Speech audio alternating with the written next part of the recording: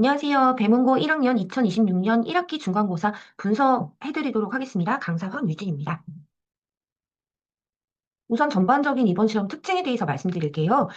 객관식 부분이 조금 볼륨이 있어가지고 학생들이 시간 관리에 굉장히 주의를 해줘야 돼요. 그 앞부분에서 너무 시간을 많이 쓰게 되면은 이게 서술형 문항의 난이도가 높다 보니까 뒤에까지 가기가 어렵습니다.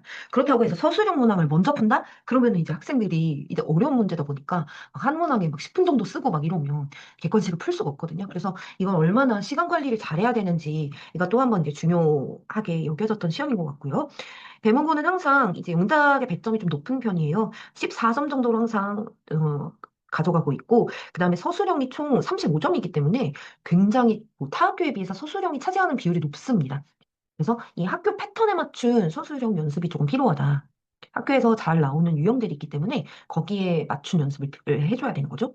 어법 영역 같은 경우에는 어려울 땐 좀 되게 어려운 편이에요. 근데 이번에는 난이도가 조금 평이하게 나고 어휘 영역이 굉장히 까다로웠습니다. 왜냐면 이 어휘 영역이 그냥 굉장히 어려운 단어가 나오는 건 아니에요. 근데 이제 추론 능력이 필요하다 보니까 추론과 독해력이 같이 겹쳐지면서 학생들이 알던 단어도 까먹는 그런 부분이 조금 있어서 이 부분의 연습이 좀 필요합니다.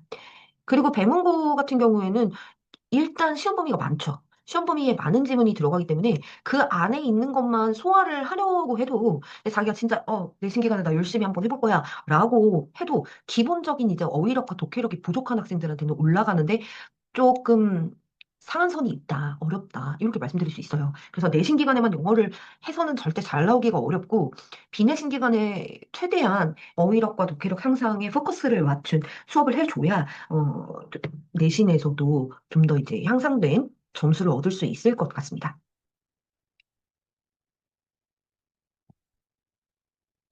다음으로 이제 분석표를 보시면 어법 같은 경우에는 원래 중상에서 상까지는 나오거든요. 근데 이번에는 중이니까 굉장히 조금 무난하게 나왔다라고 보실 수 있고, 그 다음에 이제 가장 어려웠던 게 이제 어휘와 관련된 주관식 서술형 부분이죠. 이 부분이 조금 어려웠고, 그 다음에 영작 같은 경우에도 응용 영작이 돼가지고 나오는 부분들이 있기 때문에 이 부분이 조금 어렵다. 그리고 독해는 제가 중상이라고 해놓은 것이 이제 원문이 변형된 부분, 그 다음에 선택지가 영어로 제시된 부분들이 조금 어려워서 그 부분이 중상까지 가게 됐습니다.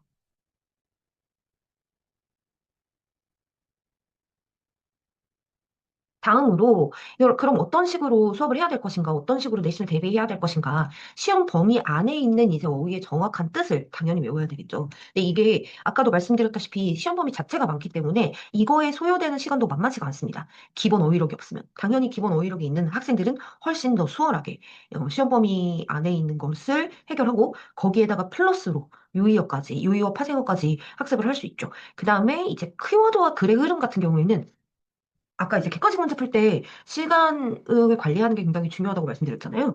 키워드와 글의 흐름을 어느 정도 알고 있으면 읽는 속도가 굉장히 빨라집니다. 그렇기 때문에 이 두 가지를 꼭 해줘야 되고, 그 다음에 어법은 틀린 것을 모두 찾고 근거 쓰기 연습. 아, 이 어법 쉬운데 굳이 이렇게 할 필요 있냐. 항상 킬러 문항이 나올 수 있어요. 이게 난이도를 예측하기가 불가하기 때문에 그래서 킬러 문항을 대비해서 상위권을 내가 원한다면 이거는 꼭 하고 넘어가는 게 좋습니다. 그리고 서술형이 굉장히 어렵다고 말씀드렸기 때문에 핵심 구문이 들어간 문장을 꼭 암기해라. 그리고 요약문 빈칸 이게 굉장히 어려우니까 여기에 대비한 문제를 풀어보게 됩니다. 그리고 모의 테스트를 이제 50분간 실제 실전으로 테스트를 진행하는 것은 이제 시간 관리도 연습하고 실전 감각도 찾고 하는 연습이 필요한 거죠.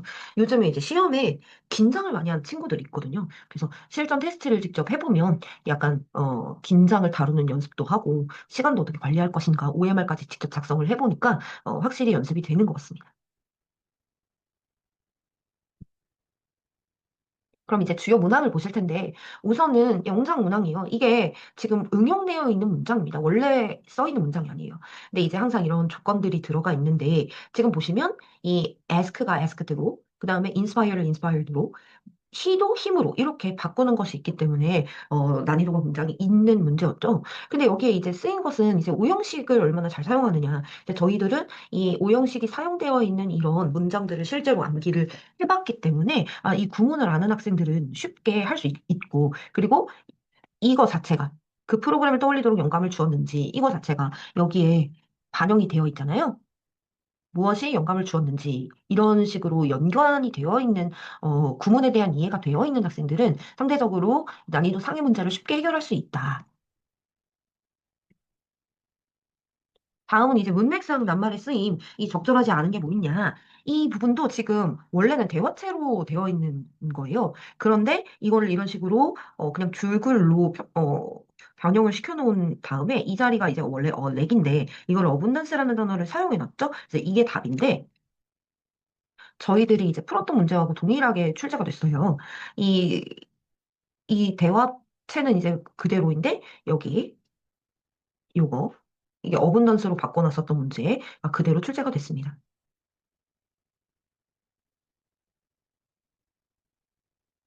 다음으로는 이제 어법상 옳지 않은 것을 세 개 골라라.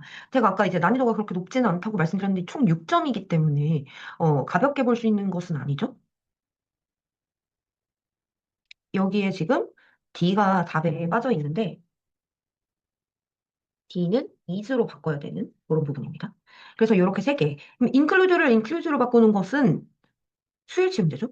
R을 is로 바꾸는 것도 수일치 문제입니다. 타크 같은 경우에는 이 앞에 5월이 있기 때문에 병렬 구조 문제, 수일치와 병렬 구조 문제가 출제됐다. 수요일치가 두 번 겹치기 때문에 난이도가 그렇게 있진 않았다고 말씀드린 건데, 이제 저희들은 이제 1단계 문제라고 해서 이렇게, 문제들을 기본적으로 파악을 하게끔 하는 문제들을 출제해요. 근데 여기 지금 1단계 문제에서 요거를 고르는 게 나왔죠?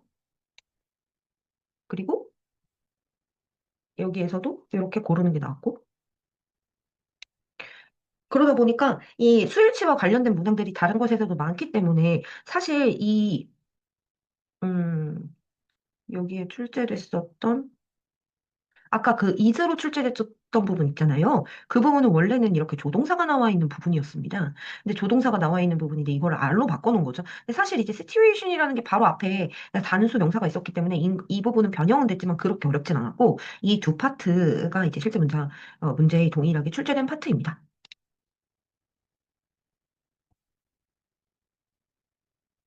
네, 여기까지 배문고 1학년 2026년 1학기 중간고사 분석을 마치겠습니다. 감사합니다.